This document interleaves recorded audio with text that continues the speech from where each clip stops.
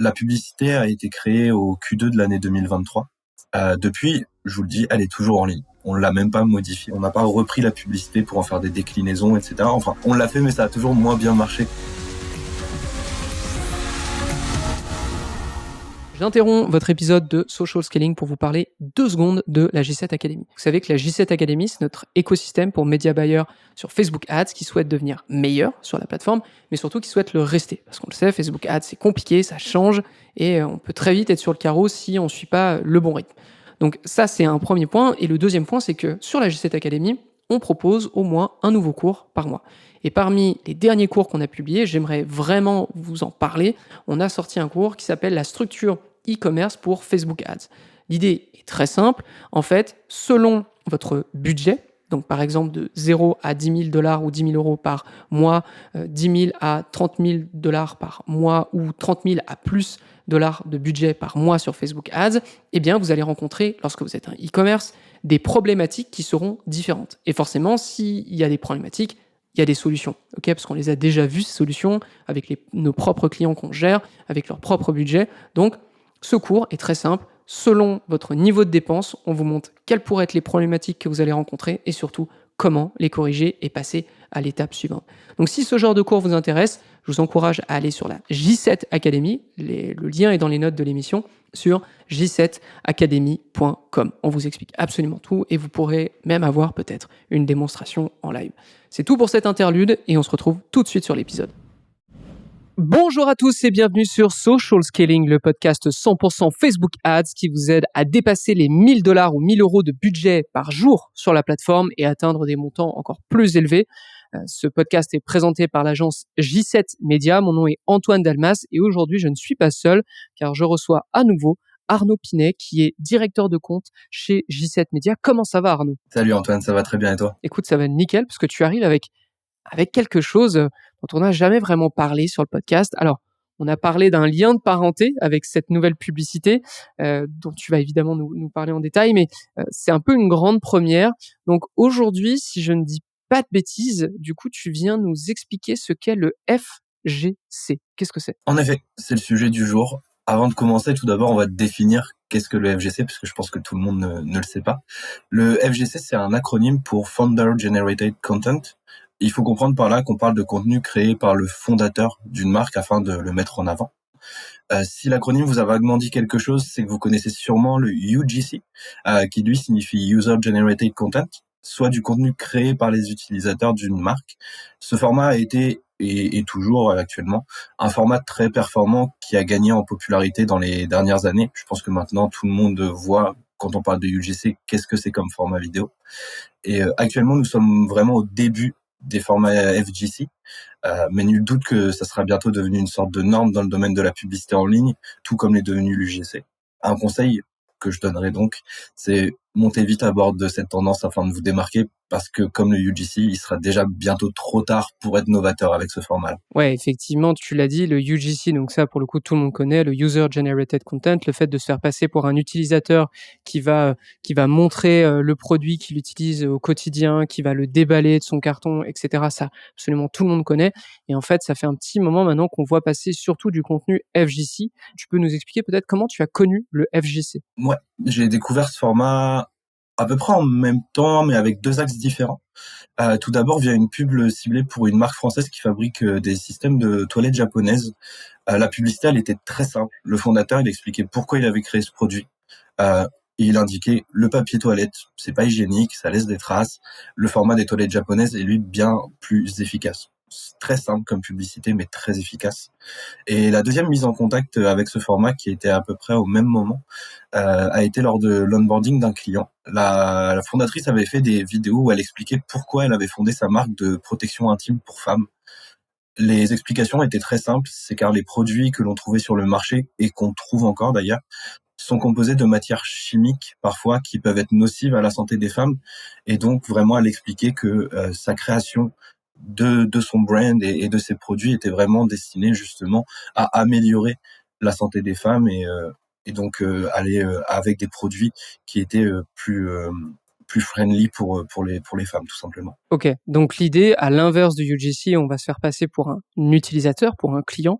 Là, l'idée, c'est d'arriver et de se présenter comme le fondateur, le dirigeant de l'entreprise. On va évidemment donner des exemples très précis de construction de FGC un petit peu plus tard. Toi, est-ce que Arnaud, tu pourrais nous parler un peu des résultats que tu as eu avec ce genre de publicité dans tes comptes Facebook Ads? Ouais, tout à fait. Par exemple, lors du lancement d'un produit très spécifique appelé le calendrier de l'après pour un de nos clients. Tout d'abord, le calendrier de l'après, je vous explique rapidement ce que c'est, puisque c'est pas quelque chose qu'on a l'habitude d'entendre. Il s'agit d'un calendrier allant de Noël au 1er janvier, donc pour la période post-Noël, en fait, jusqu'à la nouvelle année, avec pour chaque journée un cadeau qui est associé donc à la journée, comme les calendriers de l'Avent au final. Ce produit étant un premier essai, seulement 100 exemplaires avaient été produits et étaient disponibles. Aucun historique de créatif et le timing pour faire tourner les campagnes était assez court. Donc le lancement s'est effectué de manière simultanée en organique et en publicité. L'organique a vraiment très bien fonctionné dès les premiers jours avec 25 commandes. Les publicités ont pas du tout performé par contre pendant les 4 premiers jours avec une seule vente pour $200 d'investissement. Compliqué, ouais. C'est ça. Mais en voyant l'engagement sous le post organique qui était sur Instagram, reprenant un contenu où la fondatrice expliquait pourquoi et comment elle avait créé le calendrier de l'après, l'idée d'utiliser ce contenu en tant qu'annonce est rapidement venue puisque nos publicités ne performaient pas. Et le moins que l'on puisse dire, c'est que les résultats étaient bien plus parlants. On a eu 25 achats pour un coût par achat à $10,38. Donc, à ce moment-là, on s'est dit, OK, il y a quelque chose à faire avec ce genre de publicité, ce genre de vidéo. On l'a aussi appliqué donc pour une campagne cadeau qu'on avait à ce moment-là, puisqu'on était dans la période des fêtes de fin d'année, et ça a bien fonctionné, puisque en fait sur cette campagne cadeau, on avait des achats à $59 de CPA avant qu'on utilise des publicités FGC, et une fois qu'on a mis les publicités FGC, on est passé à $23 de CPA. Donc on a fait plus que diviser par 2 notre CPA sur la campagne cadeau, et puis vous voyez pour la campagne calendrier de l'après, les coûts sont dérisoires par rapport à ce qu'on a eu au lancement des publicités.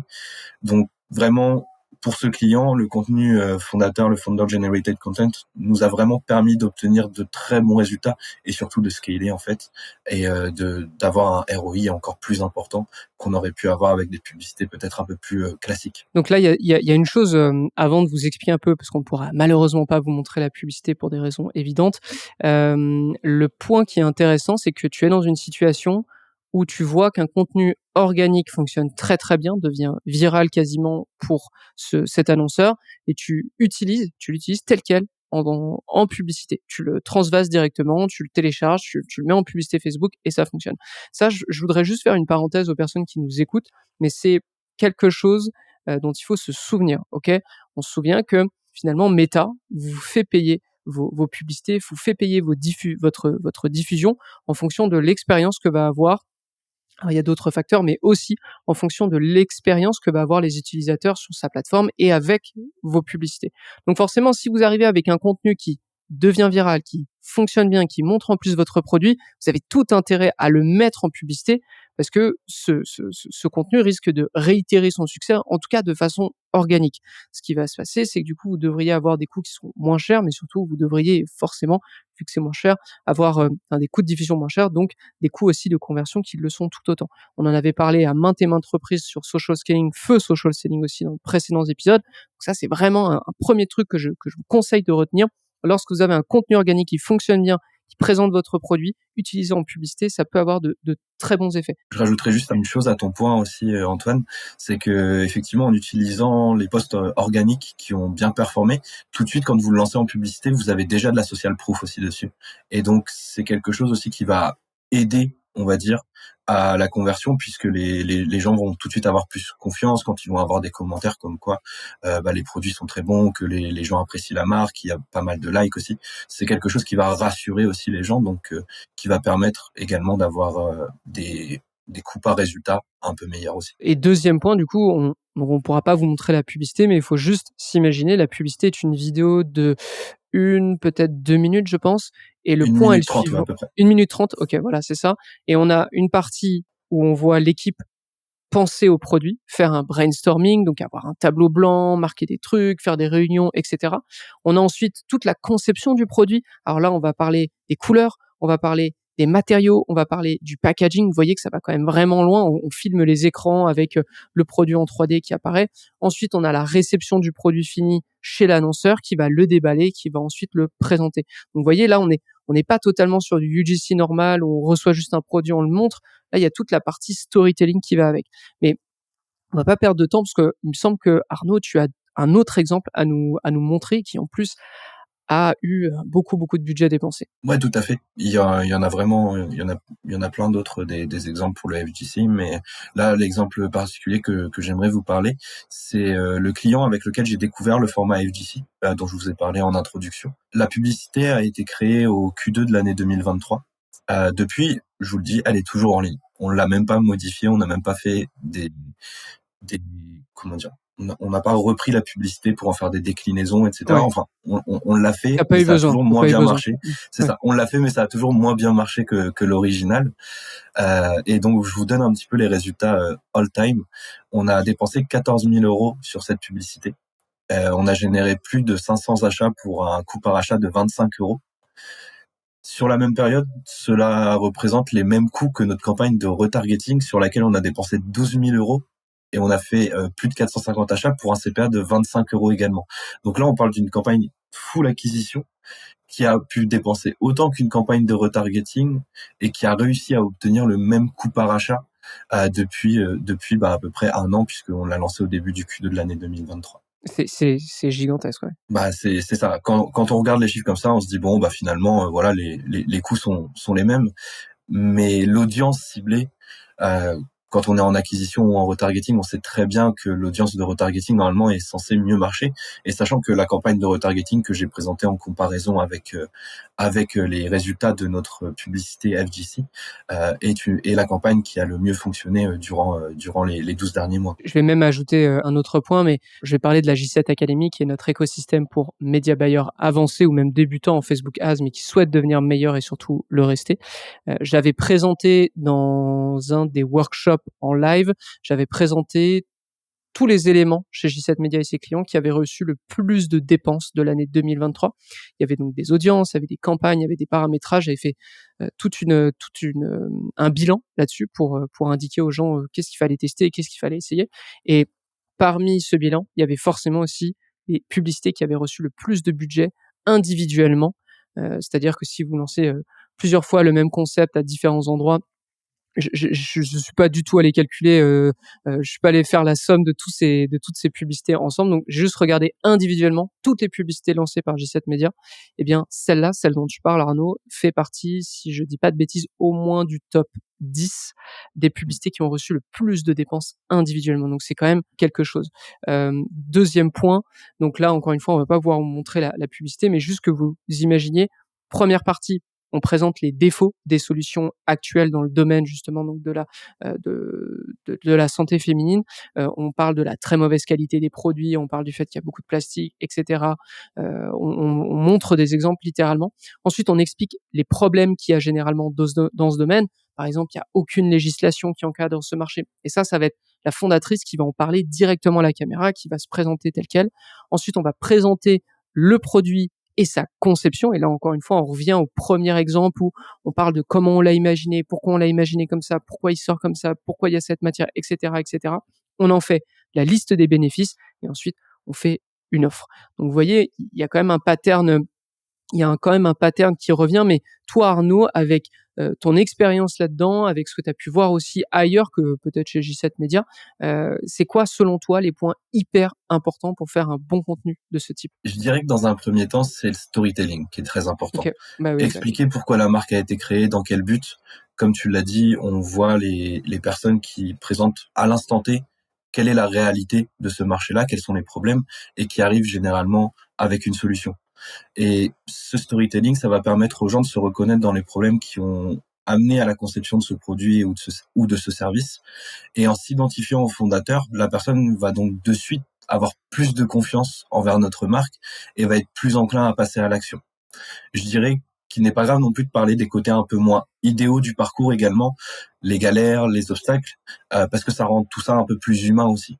Personne n'est parfait, on a tous des galères dans la vie, donc ça permet aussi de créer une certaine proximité avec les gens, de leur montrer que bah oui, on a travaillé sur cet axe et on veut amener quelque chose de positif, in fine, mais que tout n'est pas rose et que dans ce parcours-là, pour arriver au produit ou au service final, ça a pas été un parcours de santé. Il y a eu aussi quelques galères et quelques obstacles durant la conception de tout ça. Donc ça, c'est vraiment le premier point et vraiment j'insiste dessus, le storytelling. Allez-y à fond là-dessus. L'autre point que je juge important pour ces créatifs, c'est le naturel. Et je dis naturel entre guillemets. Vous allez comprendre pourquoi. Si votre texte il est écrit par ChatGPT, ça va se sentir. Il faut que les vidéos elles soient vraies, elles soient vraiment naturelles. Si l'utilisateur il a l'impression que tout est scripté de A à Z, alors que le concept du FGC en fait au final il est annulé. Car ici on recherche quelque chose d'authentique. On ne veut pas que le fondateur il nous mente pour vendre ses produits. On veut vraiment connaître la vraie histoire, les vraies choses. C'est pour ça aussi que je reviens tout à l'heure. N'hésitez pas aussi à passer sur les moments un peu moins cool Glorieux, ouais. ouais c'est ça, parce que ça montre que c'est quelque chose de réel, que c'est quelque chose de tangible. Et enfin le FGC peut aussi être pour répondre à des questions que des utilisateurs se Oui, posent bien sûr, souvent sur oui. notre marque. Pour reprendre l'exemple de ma cliente que je citais tout à l'heure, qui a fait beaucoup de vidéos à la période de Noël, tout simplement, ils ont fait des vidéos en répondant aux questions telles que qu'est-ce que je pourrais offrir à ma mère, ma copine à Noël? Est-ce que je peux acheter des cadeaux pour mon père, mon copain, chez vous également? Puisque là, on était dans les bijoux, forcément, les gens se demandent est-ce que pour les hommes, voilà, ça c'est plus un contexte sociétal. Également, quel bijou préférez-vous dans votre collection de Noël? Et donc là, tout simplement, la fondatrice répondait de manière très honnête, dans ma collection de Noël, personnellement, mes coups de cœur sont cette bague, ce collier, cette chaîne de cheville, en expliquant pourquoi, en disant pourquoi c'était ses bijoux préférés. Et donc, il y avait des explications telles que parce que j'aime bien la couleur, parce que la pierre qu'on a utilisée, c'est une pierre que j'aime beaucoup, parce que dans la conception de ce produit-là, j'y ai mis beaucoup de moi-même, donc forcément, il me parle plus. Et tous ces petits conseils, en fait, vont faire en sorte que les gens vont se dire, ah oui, c'est vrai, j'aime aussi cette couleur. Si effectivement la personne a mis un peu plus d'entrain dans ce bijou-là, ce bijou-là, effectivement, il a peut-être quelque chose en plus. On le dit souvent dans la cuisine, cuisiner avec amour. Mais si on sait que justement la conception du produit, ça a aussi été fait avec amour, ça va changer notre perception un petit peu par rapport à ce produit-là. Donc vraiment, c'est les trois conseils que je peux donner: le storytelling, le naturel, et enfin essayer tout simplement d'interagir avec votre communauté en répondant à leurs questions, en leur conseillant des choses, mais vraiment, encore une fois, de manière naturelle et sincère. J'irais même plus loin, mais l'idée là, c'est d'incarner votre marque, réellement d'incarner votre marque. C'est aussi, alors il y a incarner votre marque, il y a le storytelling qui, comme tu l'as dit, va finalement apporter plus de valeur perçue au produit, puisqu'on n'a pas juste un produit en face de nous, on a un produit qui a une histoire parce qu'il a été conçu dans cette optique. On a croisé peut-être tel obstacle sur notre chemin, qu'on l'a passé, qu'ensuite on l'a reçu. On voit la joie justement des fondateurs de recevoir leurs produits finis, etc. Ça, c'est quelque chose qui a très bien fonctionné. Aussi par rapport, peut-être par rapport aussi à la création, je dois l'admettre, mais pour les 2 vidéos dont on parle, le, comment dire? La création des publicités, peut-être pas juste avec son iPhone, on se filme, en bougeant l'iPhone dans tous les sens. Là, c'est peut-être un petit peu plus travaillé, donc il faut le savoir. Après, tout est à tester évidemment, mais pour les 2 exemples dont on vous parle, c'est quand même plus travaillé. Il y a de l'editing, il y a, tu disais, c'est pas scripté dans le sens, on parle comme des robots et on dit des choses absolument, banales devant la caméra, mais dans le sens, il y a quand même une histoire. Donc on revient à cette idée d'histoire de, on était dans une situation, on a vécu ça, on a trouvé ça, on a fait ça, on est arrivé à ça, et voici le résultat, voici le produit. Donc clairement, ça c'est un concept publicitaire qu'on va creuser. Alors on va creuser dans le plus possible, parce que dans tous les cas, on ne peut pas le faire à la place de nos clients, mais on peut en tout cas les pousser à le faire. Donc c'est vraiment quelque chose qu'on va essayer de pousser cette année. J'espère qu'on pourra en parler beaucoup plus à la fin de l'année avec un petit bilan là-dessus. Arnaud, on arrive un peu à la fin de l'épisode. Est-ce que tu as un dernier conseil à nous donner avant de rendre l'antenne? Ouais, tout à fait. J'ai un dernier point peut-être que je pourrais soulever par rapport à ce que tu viens de dire. C'est simplement au niveau des clients qui sont un peu réticents à faire ce genre de publicité. Dans ces cas-là, essayez quand même de le pousser, préparez un concept de vidéo, voyez si c'est possible d'obtenir tous les assets graphiques, et si la personne en fait ne veut pas faire la publicité juste parce qu'elle ne veut pas se montrer forcément devant la caméra, à ce moment-là, vous avez soit la possibilité de lui demander simplement de faire la voix off et de se présenter au début sans forcément montrer son visage.